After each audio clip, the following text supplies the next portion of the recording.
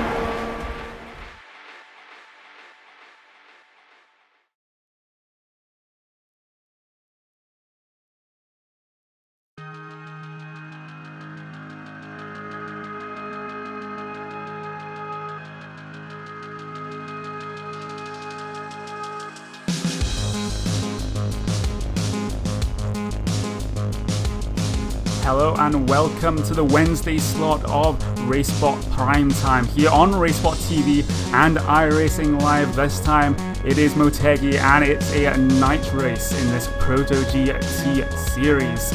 The weather is about 65 Fahrenheit air temp, track 66, and that's overcast weather. Winds are to the southeast at 9 miles an hour and that is 80% humidity. We should be set for some awesome multi-class racing right here, Cisco. It is very cold out there due to the nighttime conditions, and some parts of this track, especially during the middle sector, aren't that well lit. Yeah, this track has a little bit of a interesting idea. As you go down towards the secondary pit road, it gets very dark, and it's unlike the rest of this track, very well lit, especially the oval parts. And it's just, you kind of run into the areas where they have the standing lines. Obviously, you see kind of coming down the front straight. That's absolutely fine, but as you head out of the complex, it just gets a little bit tougher to see, and that's going to make an extra challenge for these guys, especially just from the speed difference of these cars on the track here. Yes, indeed, it will be currently on provisional pole for your prototype class. It is Gabor Mex with a 137.6. Provisional pole for your GT1s, Renz Broekman.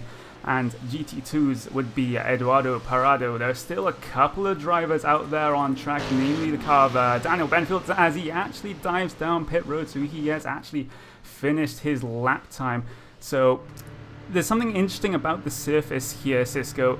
It's made of Japanese sort of asphalt, and that tends to have a little bit of a lower grip than other types of asphalt. I think it's because they use some form of seashells to mix in with the tarmac, and that means there's just a little bit less grip out there. That may concern you drivers a little bit. Maybe they're running a little bit higher downforce than what they're used to.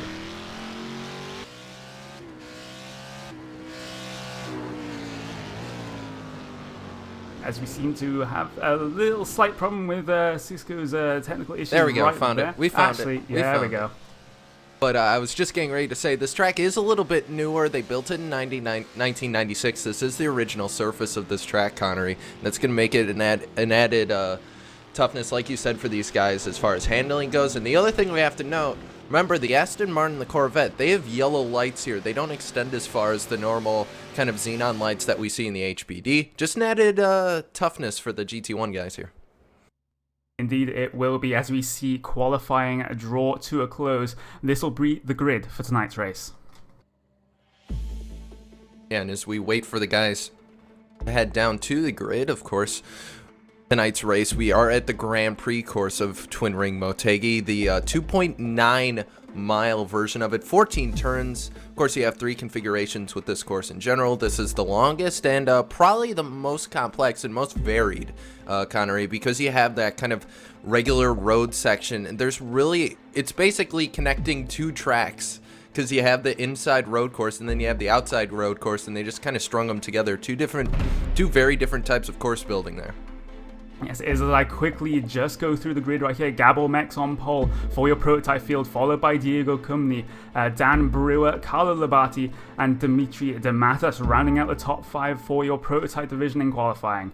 For your GT1s, it is going to be that number 1 car of Renz Broekman setting a 1:44.3, followed by Niels Koch, Kamil Franzak, Kevin Siggy, and Jürgen Frank. Those are the top 5 in qualifying for your GT1 class. And right moving behind down, let's go. I've got one more class to go. In GT2 class is Eduardo Parado, currently in pole for that one. In fact, he will be in pole for that class. Lauren Heinrich in second place there. Charles Weibadu. There's some very difficult names here. Stefan Erbert is going to be starting 4th in that class, and Stefan Overgaard will end up starting in the 5th place in your GT2, Cisco. Yeah, and Max Scheider is actually going to start 6th in GT2, and that's a little bit interesting. Of course, he is leading those GT2 standings right now, so he's a little bit further back in the back, but probably wants to take it very easy here as we're getting ready for these guys to roll off the grid here. Yes, they will be, as any minute now that roof pace guy is going to pull off and your guys are going to get underway. We only have a short section of track before the green flag comes out right here. We're just stationed on that downhill run before 90-degree corner, and yes, it is 90 degrees before you ask. As you see your guys set off right now, Gabor Mex currently leading your prototype field down the hill towards 90-degree corner. The field will split up into their constituent classes a little bit here. We have quite a few drivers. We have about 47 drivers currently in this race who are going to take the green flag right here. Here comes the roof pace car coming down through this final sector. It's going to pull into the pit lane, and now the field's under control of Gabor Mex as he rounds through victory corner. When will he step on the throttle? Waiting, and then he goes. Gabor Mex sets off in your prototype field. Diego Cumni and Dan Brewer, they are going to take it side by side. They got a relatively decent start. Carlo Labate almost running into the back of them. Dan Brewer behind though, and then it's Diego Cumni almost spinning into the gravel. They're going to take it 3 wide out of turn 2 on the first lap right here. Going back towards the GT1 field though, Renz Broekman leads that one comfortably from Niels Koch. Kamil Franzak behind him as well, and Kevin Siggy. They're just going to fall in line here. So actually Kevin Siggy, yes, gets a massive lockup coming down into that left-hander right here. We're going to have a look back at the GT2 field. There's Eduardo Prado. He is currently leading that one from pole with Heinrich right behind him. Very, very close there, Cisco. Yeah, very close, and a great start for all of these fields. Got a little close in GT1. They were about 2 wide, about 2 rows deep there as they went through 1 and 2 right there. But as they go under the oval right here, they're going to go side by side. Scheider on the outside right there of Stefan Ebert. And Ebert really kind of got the jump on Scheider there, who got a great start in the race, but he's got a lot of time to make up to catch back up to those leaders. Yeah, Maximilian Scheider, perhaps not having the best of qualifying efforts. He has to make his way through this GT2 field right now. He is right on the back of Stefan Ebert right there, coming down into the left-hand bumps in the GT1 field right there. The 14 of Kevin Ziggy just got turned. He's in the dirt right now, and they just locked it up right there. He locked up the brakes, the 2 right in front of him. He's tried to spin to avoid, and that's a big checkup for the 14 car. Yes, indeed, that is an unfortunate incident this early on in the race. It just seems like Franzak ahead of him got a bit too deep on the brakes, and then there's a little bit of carnage behind right there as Siggy tried to avoid the incident, and they all just piled into one another during that hairpin turn. We head back live right now. What's going on at the front of the prototype division? It is Gabor Mech still leading that one. He's just pulling a little bit of a gap over Dan Brewer right there. Neil Andrews and DeMatos following in behind, as well as Diego Cumney. And we know how good Diego Cumney is, but he hasn't really had the best start of this race. Let's go. No, hey, he hasn't. I mean, he's just going to try and make up that little bit of time and get back up to that lead. We know he's fast. We know he'll be able to put down some fast laps here, maybe just taking it easy early on here, Connery. But either way, just kind of padding through the field right now. We have a great battle in the GT2 field. Eduardo Prado and Lauren Heinrich. Those two are going at it. It's now the GT1 traffic's going to try and get them out of the way. So a little bit of a lockup in front of them, but multi-class battle here as we head under the oval once again. Oh, yes, that's just, a little bit of, well, lots of contact there with the traffic right there with the GT1 and the GT2 cars coming together. That was Heinrich and Franzak, and that's not what you want this early on in the race. We'll have to get a replay of that one, and there just really wasn't any racing room given there. Heinrich should have known that the GT1 car was on his outside, just tracked out just a little bit too much. But having said that, you can't really blame him too much with that GT1 car trying to get back through the field after an earlier incident. And Camille, remember, he was the one who spun earlier. Actually, no, that was a separate incident. He spun on his own. That's what sent him back to that end of the GT2 field there, and he was just trying to make up time there, and that's what happens. I mean, early on, these tires aren't exactly warm. I mean, they might have heated up just as that lap was finishing, but either way, you're still just gotten the car. You maybe haven't gotten the feel for how the car is handling in this particular session, and just ran out of room right there. Yes, indeed, and we have a little bit of a gaggle in your GT2 field. This is for the 3rd position in GT2. Charles Weibau currently leading that train across the start-finish line to start lap 3. Here comes Maximilian Scheider. He might have a little bit of a look down the inside at turn 1. Thinks better of it right now coming through turn 2. Important to get a very, very good exit out of here. There are a couple of corners on this track where you need a good exit because there's a straight, quite relatively long straight following behind, and just following behind that Ebert is just flashing his lights. I'm not exactly sure what that's about. You usually use that to just let traffic know you're there, but he seems to be flashing them at will as we see Overgaard get a big slide out of turn 4. Yeah, it was a huge slide right there. Do want to report Lauren Heinrich there, a little bit of equipment failure there, so he's going to be out of this race, and that's going to allow kind of that battle we saw earlier. That's going to kind of get put to the wayside here, as there's starting to be a little bit of a battle between Stefan Overgaard and Antti Vilsas there in GT2 right now. The 45 car and the 22 car, they kind of closed up a little bit. Actually, Scheider just tried to make a move. Never mind, we're going to go back to Scheider because he's making all the moves all over the back bumper of that GT right in front of him there. The 42, Weibo's going to go the outside there. No, he's going to apex it really well. And Connery, as they head up through the secondary complex here, Scheider's just all over the back bumper. He's just waiting to make a move. Yeah, and he had a pretty bad qualifying effort, so this is him just trying to recover some of the time lost by starting further down the field. He probably won't have an opportunity this time by coming down the hill in this very, very tricky braking zone coming down into 9th Street corner. It's almost a vertical drop right there, and you have to brake much, much later than perhaps you would have if it was completely flat. as they're coming down towards the end of lap 3. Both cars there, Shida and Weibao, getting a big slide coming through victory corner. Shida managed to close the gap. Will he have a little bit of a look coming down into turn 1? He's closer now than he was last time, but he decides better of it. Currently looking through your other classes though. In your GT1 field, there is a little bit of a train developing behind Jürgen Frank for the 3rd position in that class. There's Juanito Lopez just coming under the bridge, followed by Filosa and Nowakowski. And this should be an absolutely fantastic fight. All of these drivers pretty much are very, very quick, as we actually see a prototype there coming through, a prototype that's been off the pace, dropped back a little bit. That is Jan Rockenstar. He's just going to come in through these this GT1 traffic right here. I'm just going to have a look back towards Maximilian Schide. Oh, as he gets a big slide coming through 130R, and he can't be doing that too often, Cisco. No, you can't be sliding those tires too early on. You're going to start wearing them out. And Cheater right now, he actually had the headlights flashed at him by Stefan Ebert, who was right behind him there. So Ebert on the headlights already. Of course, that means you have to get out of his way if you flash the headlights, Connery. Or at least that's what Ebert thinks. And he got him kind of going through that first straightaway there through the turn 1 and 2 complex right there. And as they come around the hairpin here, kind of going past the secondary pit road, Ebert, he's been catching them, but not enough to maybe try and dive bomb or anything like that. So I think he's just going to sit content, hope that maybe Sheeter uses up his tires a little bit, because he's lost a little bit of ground to Weibo right in front of him. Yeah, and that is actually telling in the lap times as well. Ebert was actually just over half a tenth faster than Shida that time by. That car doesn't really look settled to the track. It's spinning his tires up in almost every corner, so he has to be very, very careful not to overheat and wear those tires out. We'll see what the lap times are coming across the line. Ebert gets a 51.0, and Maximilian Shida again a 51.1, so Ebert is actually catching these two by about a tenth a lap. Also look behind though, that is David Sorzano just coming through again.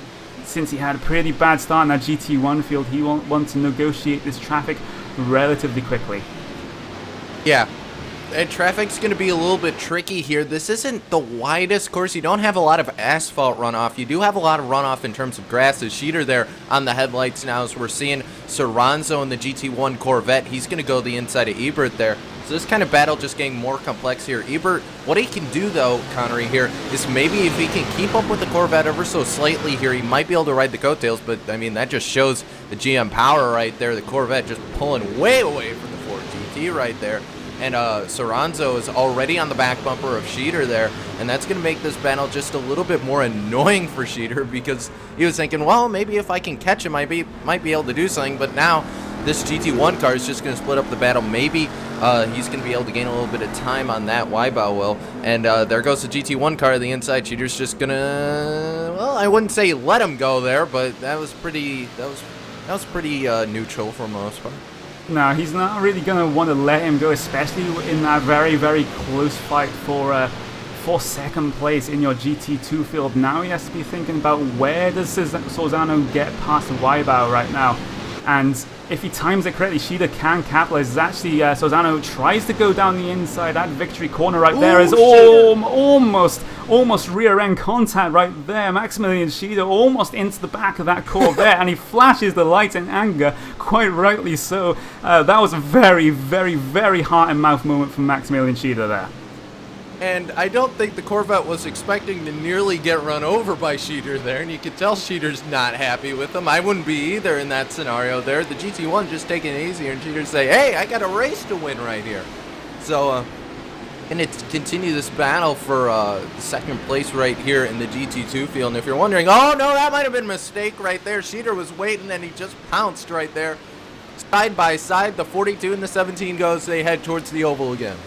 Yes, there's going to be Weibo on the inside line for turn 5 right there. They also have Ebert right behind. He's going to capitalize this, and Ebert is also perhaps going to try and get through on Weibo. They're going to come through 130R right here. It's pretty much flat out for you guys. And Ebert not able to gain that position, but he was looking for it.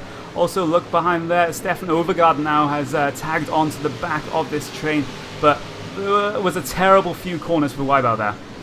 Yeah, Wiebow did not have a fun night there. And remember, Stefan Overgaard was backed by Vilsas, Hansi Vilsas earlier, and he's caught up to these guys. So that showed how much the GT1 traffic kind of goofed up this battle, as I thought Ebert was going to try and make a move there. He is going to do, but he gets blocked just ever so slightly there, kind of ran in the same line as Wiebow there, couldn't do anything, and Cheater's probably just looking in the mirror and kind of chuckling to himself because he could just leave this in the dust right now. Yep, that would be exactly what he wants to see, the two cars behind him fighting and then losing time as behind Stefan Overgaard, who's very, very, very deep on the brakes, just closing up that gap, but loses a little bit more on exit right there, coming through the final sector. This is Victory Corner, they're all nose to tail through there. Ebert, he's going to get the run out of Victory Corner, and he's going to try the pass on Wiebow coming down towards the inside of turn 1. Will he make it stick? They both hit the brakes at exactly the same time. Ebert holds the inside line. He's going to have to get a good track exit as he's squeezed a little bit by Wiebow on the exit there. This gives an opportunity for Stefan Overgaard. He will have the inside line for turn 3 coming down into the braking zone. Will Stefan Overgaard get the position done? He does, only just. That was a fantastic move there by Stefan Overgaard. Textbook, you could say. And here comes the prototype leaders coming through on them. And that was Gaber Max in that number 7 prototype. He's on the headlights now. I saw him kind of backed by Vilsas earlier, and I knew this might kind of split up this battle, and exactly that's what's going to happen there. It split everyone up, kind of gave them a little bit of a gap, as we also see Dan Brewer back behind Ansi Vilsas in that 25 prototype. He's going to jump to the outside there and get around that Ford GT, and that's just going to kind of break these guys up a little bit because they're not going to be able to afford, as the HPD leader telling Sheeter to get out of my way. I'm in a faster car right now. And Sheeter going to oblige, probably a little bit grudgingly, as there goes the 25 down to the inside of Ebert there. And this is just going to split these guys up, so not a close battle. We did stumble on a battle, though, around these guys, and that's Diego Cumny in the number 3 prototype. They're going at it right now as they come through the secondary pit road entrance. Yes, there is a fantastic fight, but we have problems for the driver of De Matos. He dropped down the scoring sheets quite rapidly right there, and that was just trouble getting traction out of just one of the left-handers at the end of the lap right there. Just spun the wheels up, and he drops a ton of positions. Looking at that fight though, for position at 3 in your prototype fields, they still have a few more GT2 cars to negotiate ahead of them. They have around about 2 more after they get past this one right here. Diego Cumny, he's perhaps going to try and use the traffic to his advantage there, but gets the braking all run, almost gets held up by Wiebow right there, as Labate also gets held up by Wiebow. And this is what multi-class racing is like, Cisco. Yeah, exactly. We see this all the time in every multi-class series we have here on iRacing Live, and it just comes down to the fact where you can't just battle with that guy necessarily because you have other traffic in the way. You have to deal with the traffic first, then maybe go into a little bit of a battle here, but that can also kind of make a mistake there. We saw kind of going through turn 1, Diego Cumny didn't have a good turn 1, had a good turn 2, but opposite there from Neil Andrews. Neil Andrews had a great turn 1 and a terrible turn 2, and that's what traffic can do. It just throws a wrench into the works here, and Diego Cumny, meanwhile, just stuck in the back end. Cisco battle between the 29 and the 18. They were 3 wide with 2 of the prototype GT2 cars right there coming through 130R. That was very, very, very close stuff indeed. Crony managing to hold that position off from Robert Tinsey. We have a quick replay of that one, and that was definitely a scary moment there, Cisco. Yeah, 3 wide is not something you want to do at Motegi here, as Overgaard was trying to close up on that battle, and it's just getting worse and worse for right now for Maximilian Cheater. There's just cars all around him. That is not a good feeling for him. No, it isn't. As we look back towards that fight between the 27 and the 3, Diego Cumny, he's catching as Neil Andrews gets a little bit held up by the GT2 leader of Eduardo Prado right there. Diego Cumny will have the run, and he'll look towards the inside. Neil Andrews took a little bit of a defensive line, but Diego Cumny managed to shove his nose in there, and he might have the position here. That was a great pass by the number 3 machine to get into 3rd place right there. Yeah, he put the car right where he needed to right there. I don't think Neil Andrews was expecting him to take the inside line, and that's precisely what Cumny did, and he's gone now. You can already see the gap start to grow here. That's just the difference in speed. Andrews lost all that time in 2 corners, and that's the difference right there, as he might start to fall into the clutches now of Carlo Labate. he might well do that, as we see Diego Cumby just get past the GT1 traffic there. That is David Sorzano having had problems at the start of this race. He is already one lap down, and most of your GT1 field are still on the lead lap at this point. There's a close battle developing between the 11 of Juani Lopez and Sebastiano Filosa right there for 4th place in your GT1 field. It's two Aston Martins going to be battling it out. Not close enough to make any moves this time by, as both drivers get the entry to turn 1. All very wrong. Both drivers locking up their inside right front tyres. That perhaps negates the loss of time for each of them.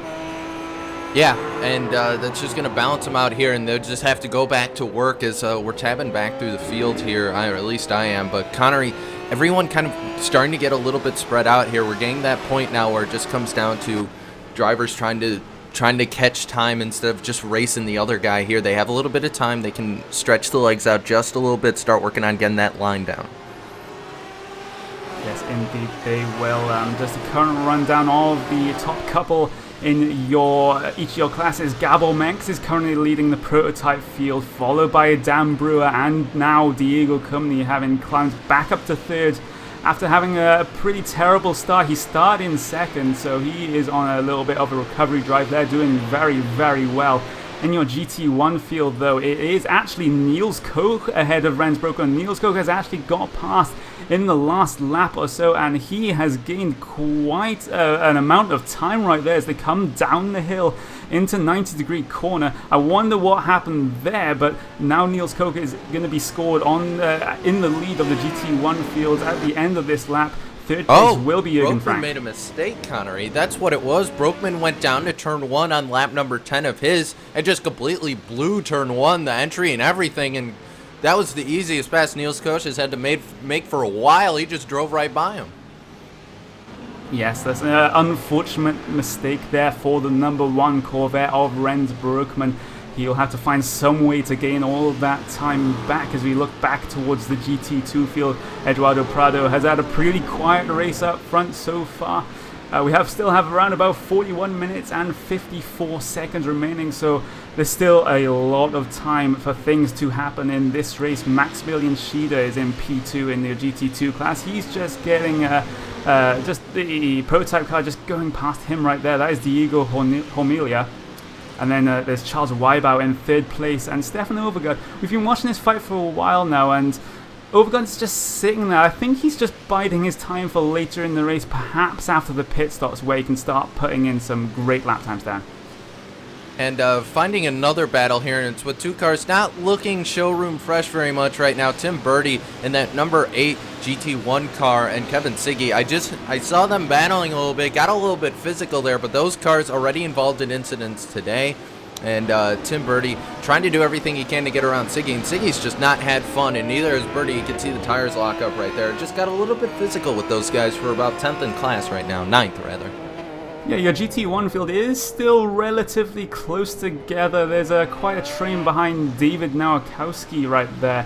Dustin Hickman, Paul Seal, Kevin Siggy, and Tim Birdie all involved in that one in some form or another as they come down the hill into 90-degree corner. That is a very, very tricky braking zone and can be quite deceiving.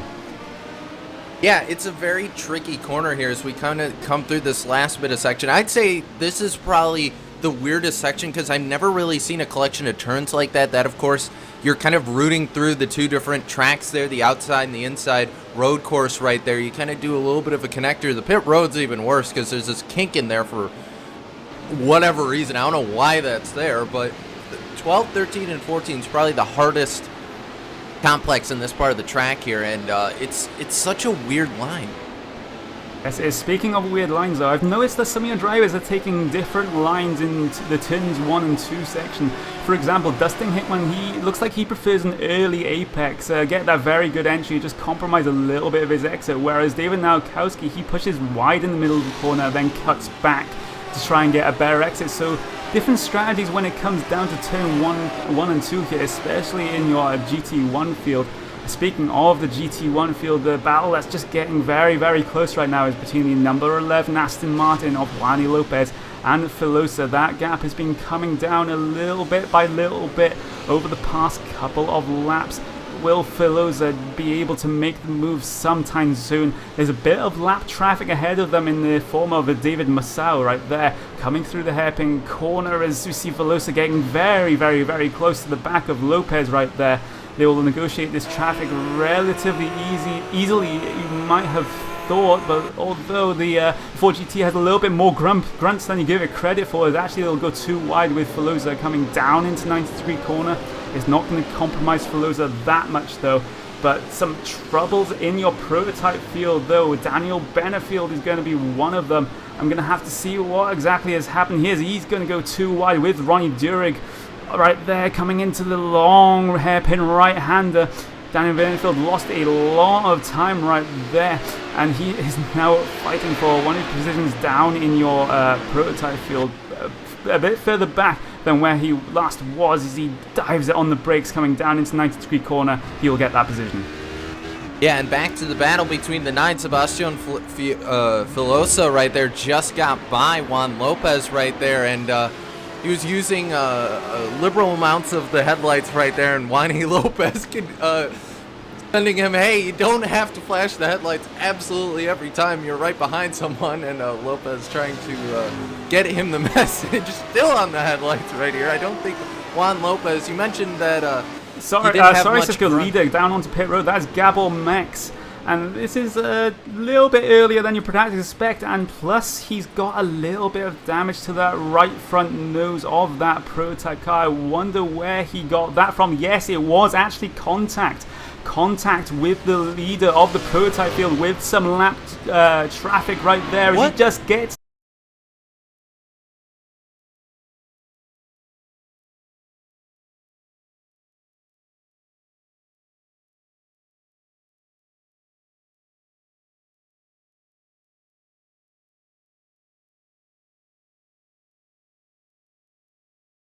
number 23 prototype there, just going to negotiate some lap traffic right here. So they're going to go 3 wide coming down into the right hand hairpin turn, and there's Piazza getting both of them in the same turn.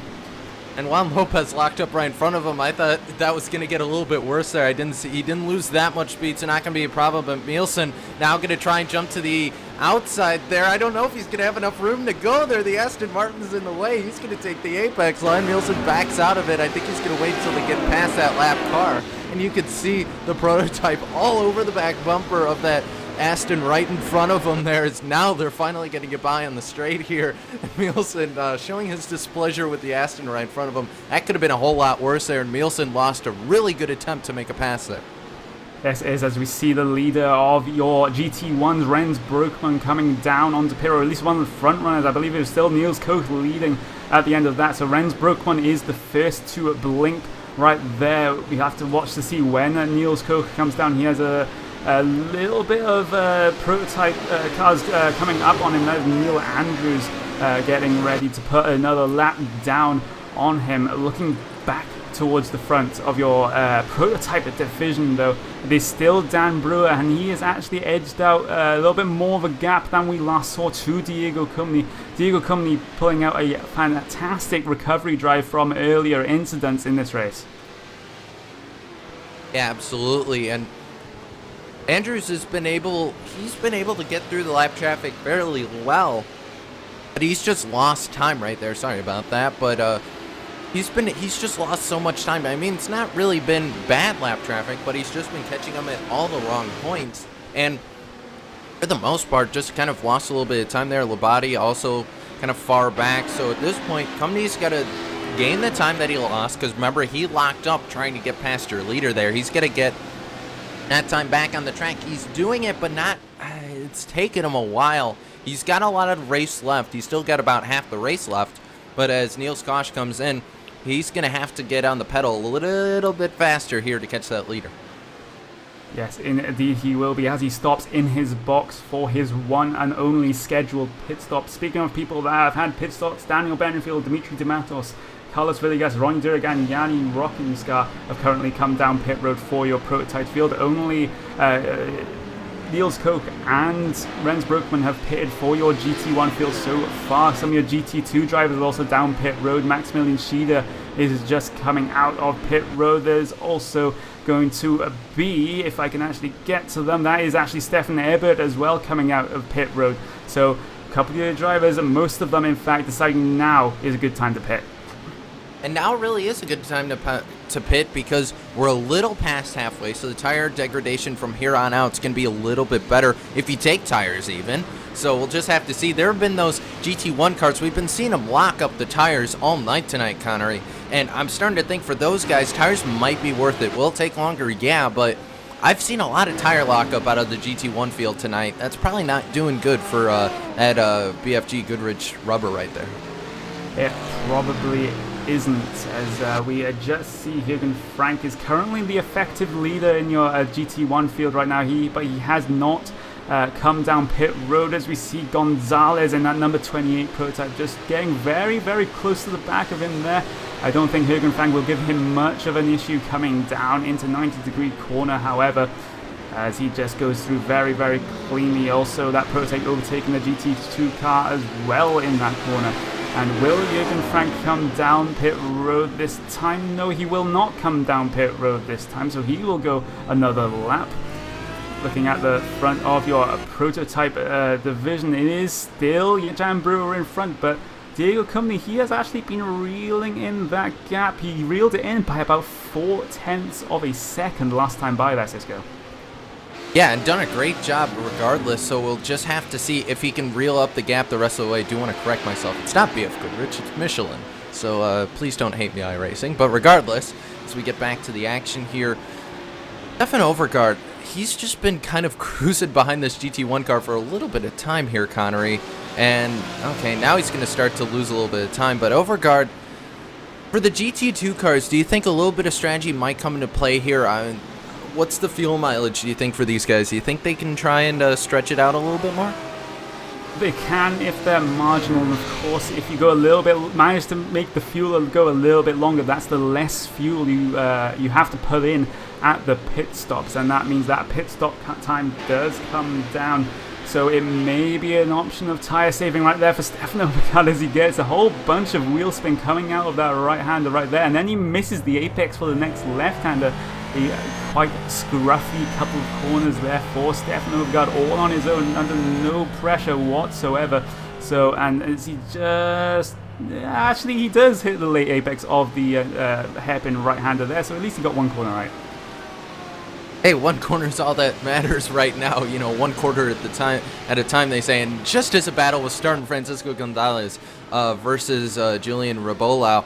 Robolau is going to come into the pits now, so another pit here. That was the 10th place prototype right there, the number 32. He's going to come down your pit road right now, looking for his pit stall right there. But, you know, it's just coming to the fact here.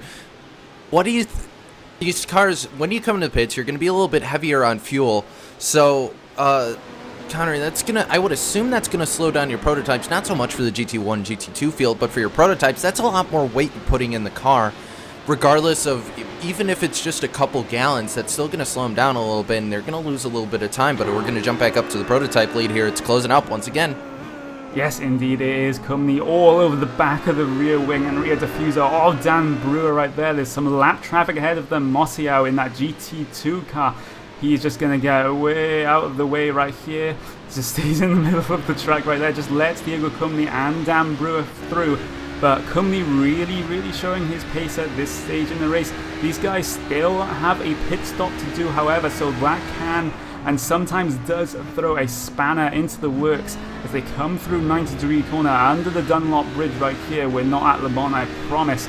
Will Company come down pit road? Company does come down pit road. Dan Brewer will actually stay out. So Company blinking first right here. He's going to need a good stop and a good outlap to be able to jump Dan Brewer in the pits. Yeah, we'll just have to see what the difference is going to be in the pits. This is really where we're going to see as Neil Andrews going to come by. He's going to be your P2 car right now and flashing the headlights at the 26 of Welby there, who just came off of pit road.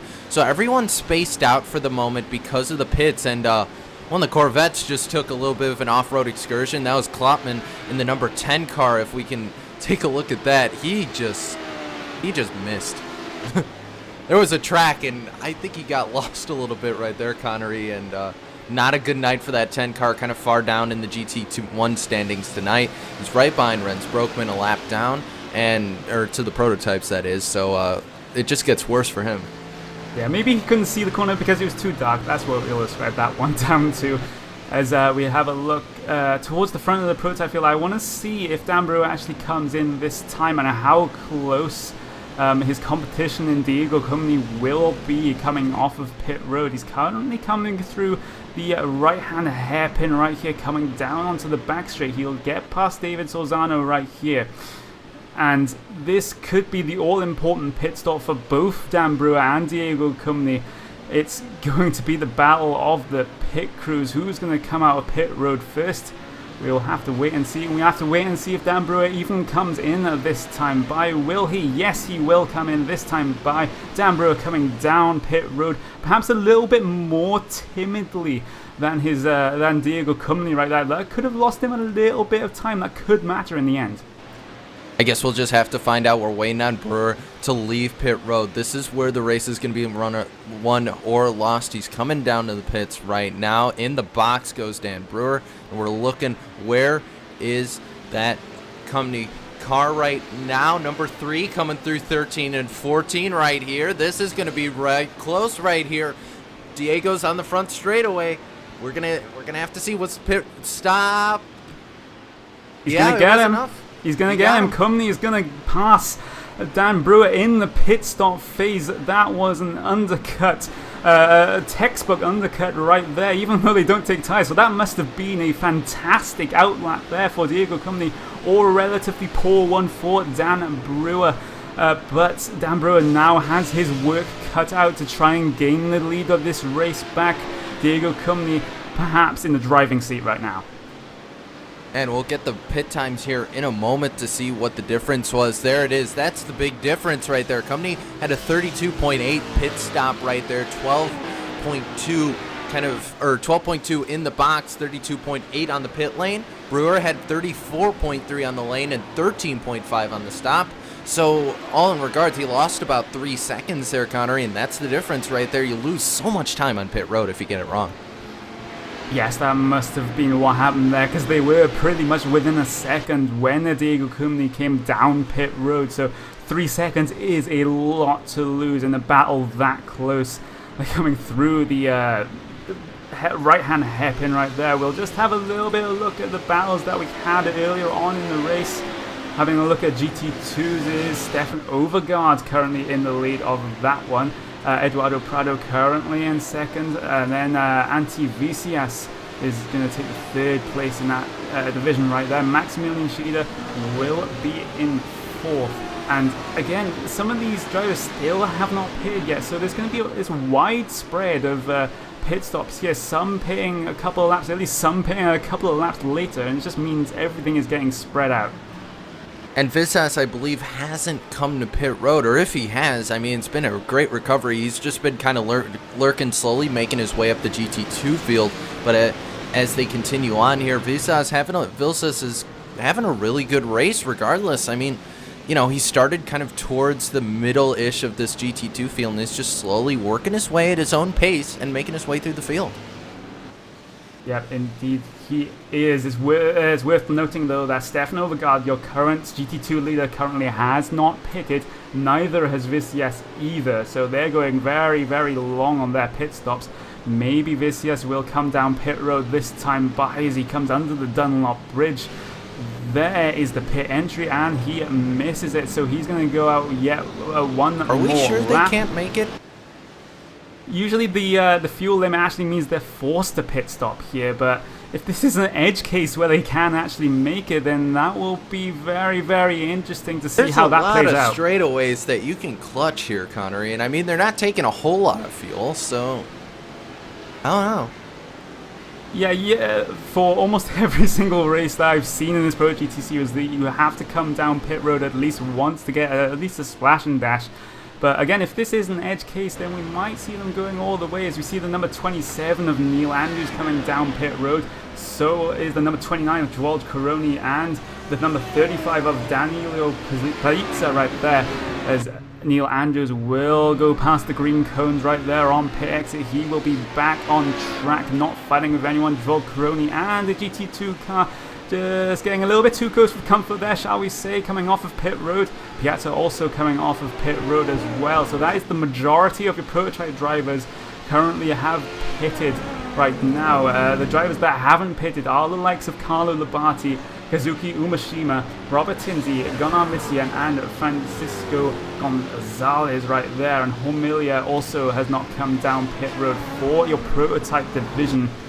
We'll have to have a look at Brewer though, but Brewer he's caught that gap up. He lost 3 seconds in the pit stops, and now that can't be more of a second gap between him and Diego Cumny.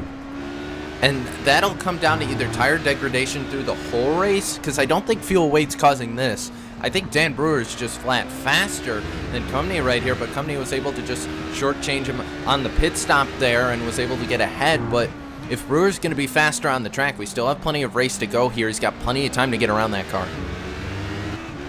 Plenty of time to go. 16 minutes and 38 seconds to be exact, as we see some more prototypes come down pit road.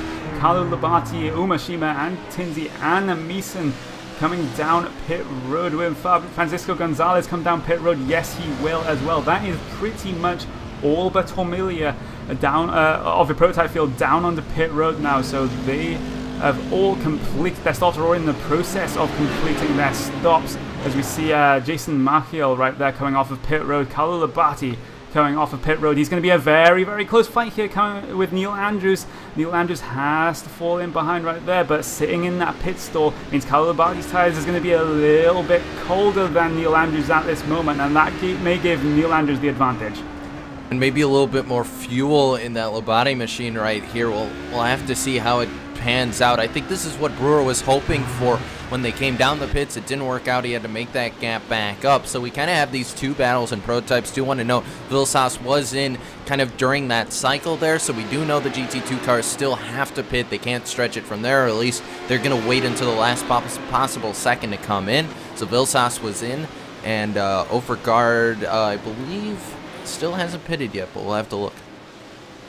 I don't believe, actually Overgaard, I believe, yes, he has pitted. He pitted just in the last lap right there. So that is pretty much all of your GT2 cars come down pit road.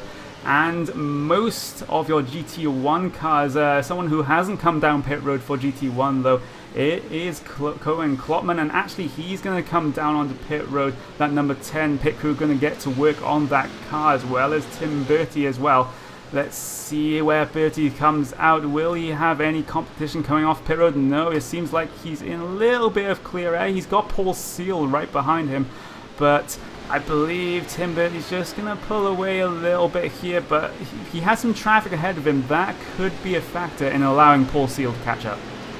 Yeah, we'll just have to see, and Brewer's kind of lost. That gap is sort of stabilized for your prototype lead right now, your overall lead, and Andrews has lost a little bit of time to Labate, so kind of the opposite, I think, of what we were expecting. I was expecting Andrews just to kind of catch up to him because the tires are going to be a little bit warmer, maybe a little less fuel. That hasn't happened, and Labate just showing speed right now in that prototype.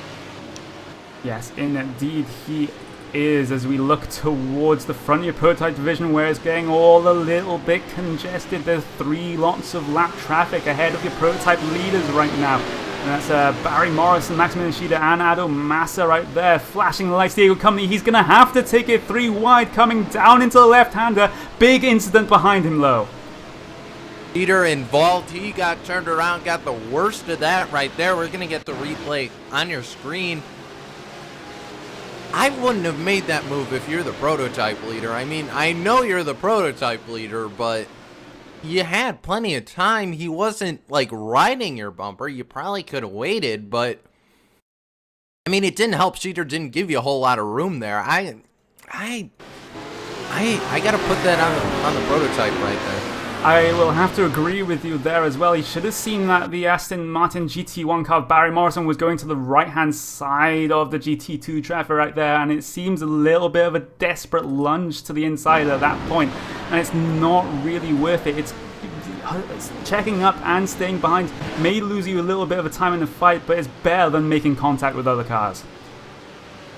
Yeah, and for Cheater, he's got to be hot because, I mean, he was second place in the GT2. We'll have to see how it comes out regardless, but he lost so much time from that. And Cheater, who already started in 6th, this just seems to be the race of blows for Max Cheater right here.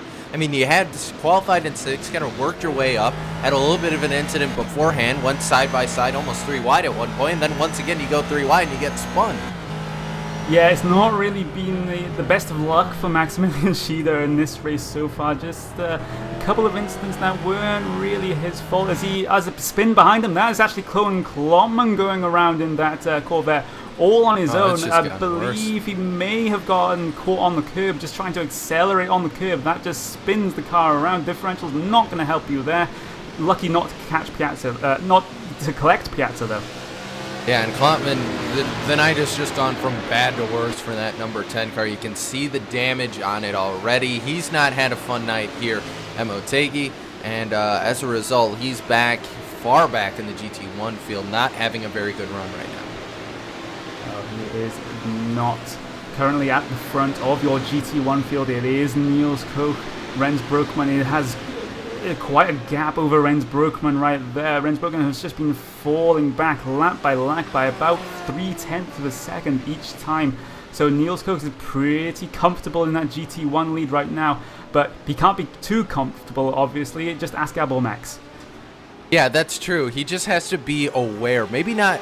He doesn't have to worry about battling. He just has to use the eyes and keep it on the track. Your eyes, your ears, all your senses there to make sure that just stay aware. Don't get lulled into that false sense where it's like, well, you know, I don't have to worry about battling anyone. I can just kind of cruise at this point. No, don't go into that because you might just something might happen like what happened to Gabor Max earlier. So it's so hard because you want to sit back, you want to cruise for the rest of the race. It's just not possible. Yes, there is a relatively close battle on track between Robert Tinsley and Giswald Coroni right there. They will negotiate some lap traffic in the form of Massa right there. No, not the Formula 1, but you take what you can get as Tinsley just gets through on him under the Bridgestone Bridge right here. Going to come down into 130R. This is one of those unlit parts of the track. Can be relatively difficult to see where your references points are. A good job that these cars actually have headlights as they come through the S-curves. Tinsley is catching ever so slightly up to the back of Giswald Coroni right here. Coming through the right 90-degree left-hander right here. On the run down into the right-hand hairpin. Tinsley has to get a good run out of here, maybe to have a look down into the 90-degree corner. He has some lap traffic ahead of him though. That is Parado, the leader of the GT2 division. Coroni's going to get around him quite swiftly. Will Robert Tinsley, he's going to pull down towards the inside of 90-degree corner. Gets a little bit of a compromised entry, but not really that much harm done there. Yeah, I mean, for the most part, he lost just a little bit of time as the cones go flying right there, but for the most part, that was pretty well handled, that lap traffic right there. And if he can just hold on, I think Tinsley's a little bit faster on the open, but you look in front of, well, actually, no, there isn't a lot of lap traffic, so I think Tinsley is within a shout here as they come through 1 and 2 right now, heading towards 3 and 4. Tinsley just seems to be a little bit better kind of rolling the corners. Yeah, and then I just noticed that Coroni is actually better out on the exit. He's able to get the power down a lot quicker than Tinsley is able to. Maybe there's a slight setup difference between those two. That mean they have to adopt different styles to the way they drive the car. As they come down into the braking zone of turn 5. Coroni's going to miss the apex a little bit. That will allow Tinsley to catch up.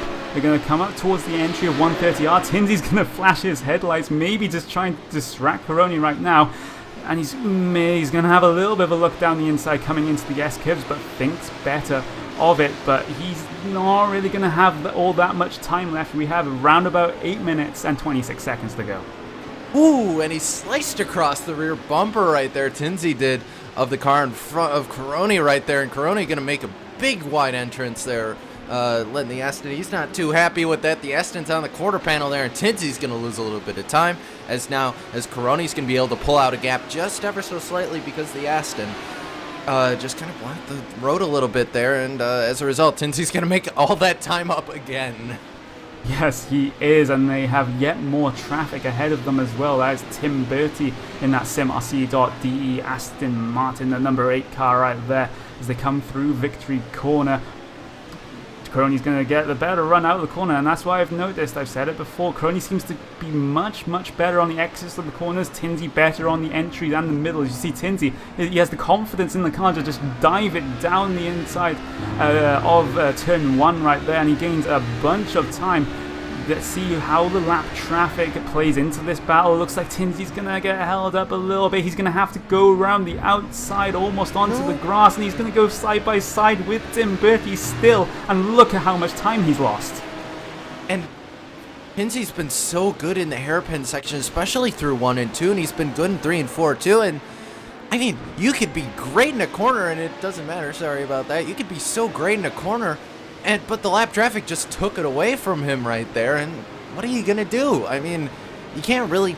I mean, you could tell Bertie, hey, oh, sorry, Coroni's just going to get held up here by Omar Eldrassi right there in the number 42, and this battle is back on here, Cisco.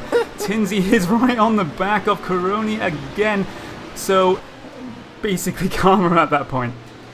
Yeah, so go figure, lap traffic holds up the car in front, and we're back to the Battle Royale once again. But look at how good Tinsy is on the hairpin turns right there. He makes up so much time. And if he could just get a clear track going through 1, 2, 3, and 4, I gotta think that he's going to be able to get in front of Coroni there now on the headlight saying, hey, I'm here, let's go. It is go time as Tinsy tries to gain 6th place in the prototype division off of Javal Coroni, coming through the final chicane of Victory Corner. For one of your final times, we have 6 minutes on the clock left, only a couple of laps to go in this one, as we actually look back towards the, not the front, actually we're going to stay with this battle. As you see Robert Tinsy, again, he gets a much better entry and middle of the corner, but he just loses all of his speed on exit. Now back to where I was sitting, looking back towards the front of your prototype division, it is still Diego Cumney. Dan Brewer is lost a little bit of time. That gap has just been eking out half a tenth, maybe a tenth a lap over the last couple of laps, and that gap is now up to 1.2 seconds. But look at this, Diego Cumney has a little bit of traffic ahead of him. He has to be very careful right here. Is he going to get past Kevin Siggy down the left-hand side of this left-hand corner? Siggy locks up. Dan Brewer, again, he's scything his way through the traffic as well, but he has to hope that Diego Cumney has some trouble with lap traffic here. And I mean, there are a couple cars in front of him here, and I don't know if but the problem is it's GT1, then GT2. They're going to get spaced down here, and Cumney should be able to make quick work of them. So for Brewer here, Brewer's just got to hope that one of them misses an apex or just holds up Cumney just a little bit here so he can get back to that leader here. And that might have just happened with the Ford GT. The number 42 held him up ever so slightly, but the problem is Brewer's going to have the same problem. This is in a much worse position, because Brewer's basically going to have to blow the entry to 12 right there, and once again just lost more time. So Cumney lost time, but Brewer lost more.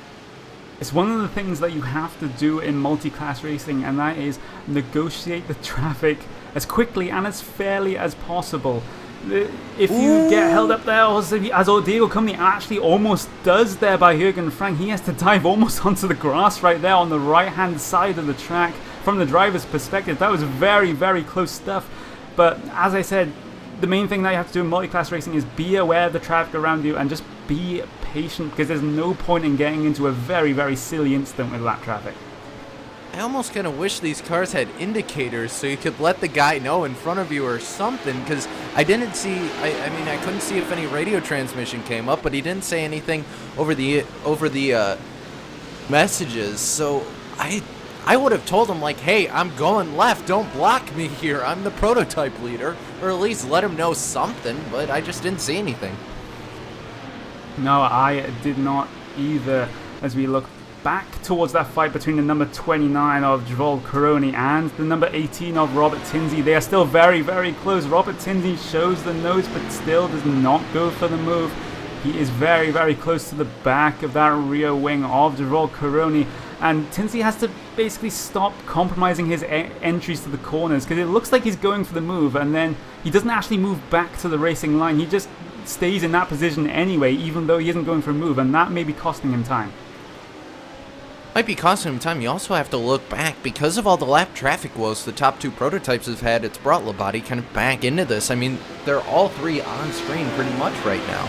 So this is going to be an interesting battle here, but your battle obviously... Okay, sorry, I just saw some more headlights. The headlights are hypnotizing me, I guess. The headlights are blinding. As we see Robert Tinsley, he's going to, again, try and dive it down in turn one as he almost gets in the quarter panel. He does get in the quarter panel. If these cars had quarter panels of the prototype car right there, Joel Coroni spun around in the middle of the track. That is not how he wanted that to end. Joel Coroni will have to take the tow right here back to pit road. Robert Tinsley will continue. Replay is on your screen. Yeah, replay is up right now as I'm trying to get a second look at it myself, and oh man, he just got him in the rear tire, and I mean, that's one of those things, basically just a pit maneuver, and pit maneuvers don't work for prototype cars. It's even worse than when you have it happen to a stock car, let alone that. So just a tough break right there. That, oh man, that's one of those things that, like, even when you do it, it's like, oh. Yeah, and we just saw Robert Tinsley just apologize over the race comms right there. I think he knew what he had done as soon as the car started to go towards that rear right tire of Joel Coroni right there. Just a little bit of over-eagerness there from Robert Tinsley, just spitting out his competitor right there. Robert Tinsley still continuing, though. He doesn't look to have all that much damage to the front of that Robert Tinsley, so he got away lightly there, especially when Joel Coroni had to take a tow down to pit road. I'm just going to have a quick little look back towards the front of the prototype division. It is still Diego Cumney and Dan Brewer about 1 second apart, so this gap is fluctuating. Sometimes Dan Brewer is closer, sometimes he's further away, and that may just be down to the traffic. Speaking of traffic, though, Niels Koch ahead of him, ahead of Diego Cumney right here. GT1 leader, I don't think he's going to give him too many issues coming out of turn 4. That pulls right to the right hand side of the track. No point in fighting that. Niels Koch has a very, very comfortable lead already. I think this is going to be your white flag here, Connor. They're coming over the radio saying it, but we got about 40 seconds less than now here to go in the race, and I think for Cumney here, this is probably going to be our white flag lap. Yeah, it should be the last lap right here. Diego Cumney is just coming through the latter half of the lap right here. Is going to be 15 seconds on the clock. He's not going to get back to the line in time to do another lap, so this is the white flag lap here at Twin Ring Motegi. Diego Cumney just rounding out of the right-hand hairpin. Here's a couple of bits of traffic to deal with. Stefan Herbert is just going to get out of the way right here. Just a little bit of flash of the lights for courtesy. Braking downhill into the 90-degree corner. Diego Cumney only has one section of track to go. That is Victory Corner Complex right here. He has Maximilian Schieder ahead of him. He's probably just going to coast it to the line right here. And it's going to be Diego Cumney taking the win in the prototype division. Yeah, and Brewer's going to come second, Labate in third. Then we tab back to look for fourth in class, Oshima. Oh, no, actually, no. It was Neil Andrews was fourth there, and then Oshima there. So your prototype class, they're going to finish out right now. Yep, and that was Niels Koch coming across the line to take the win in the GT1 division. Rens Broekman relatively far behind, it has to be said right there. And Jürgen Frank will take third position in your GT2 field. In the GT1 field, sorry, a GT2 field, your lead cars are actually still going. Eduardo Prado is still going, so is Stefan Overgaard. So they're a bit too far apart to be battling at this point. They just have to do one extra half a lap at least for Prado as he comes through the right-hand hairpin. No pressure at all, Prado, I promise. He's just going to come down the back straight here, and then he will be crowned winner of the GT2 division right here. Stefan Overgaard will be the likely second place driver in the GT2 field as Prado rounds the last couple of corners under the Dunlop Bridge, coming into the Victory Corner section past pit road entrance. One more corner to go, and he will be crowned the winner. He will take home the checkered flag for the GT2 division. Yeah, and just to kind of put a point on that GT1 field, I kept bringing up the number 10 GT1 car. He was second in the standings, Connery. Now his coach just gained a whole bunch of points because Kloppman finished way back in your GT1 field. That gives Koch over 100 points that he's going to have on Koen Kloppman there, who finishes way back in the field. Yes, and that could well be important as we look to the second half of the season after next week's race, as we look towards the results of this one. Absolutely. Coming home in the HPD class, your winner, Diego Comney, he's going to bring home the checkered flag. Dan Brewer's going to finish second. Carlo Labate is going to finish third. Neil Andrews fourth. Kazuki Oshima fifth. Sixth is going to go to Robert Tinsley. Seventh will go to Danilo Piazza there. Eighth will go to Gunnar Mielsen. Ninth to Francisco Gonzalez. And Dimitri D'Amatos is going to round out your top 10. Yes, and in your GT1 division, it's going to be the number 5 machine of Niels Hoch taking home the win for the GT1 division, followed in second place by the Quanda driver of Renz Broekman, followed by Jürgen Frank in third place, Kevin Siggy fourth, Felusa fifth, Juani Lopez sixth, and Tim Bertie seventh, Paul Seal eighth, Aldo Massa ninth, and Barry Morrison rounding out the top 10 in the GT1s. And then your whole 4GT field, Eduardo Prado is going to bring home the win in that one. Stefan Overgaard second, Maximilian Schieder there brings it back for third, so a rally for him. Stefan Ebert's going to be fourth. Fifth will go to Antti Visas. Sixth will go to Charles Weibo. Seventh will go to Lennart Kaiser. Omar El Adresi is going to finish 8th. David Morso is going to finish 9th. And Lauren Einrich, of course, we saw what happened to him earlier. Had the equipment failure. He's going to finish out your top 10. Yes, indeed it is. It has been a relatively eventful race here in Japan at the Twin Ring Motegi. Again, it's trouble with lap traffic, and that's a theme in multi-class racing here, Cisco. And that is going to be time for us to finish. You have been watching ProtoGT series here on Racebot TV for Racebot Prime Time on iRacing Live. We'll see you guys next week.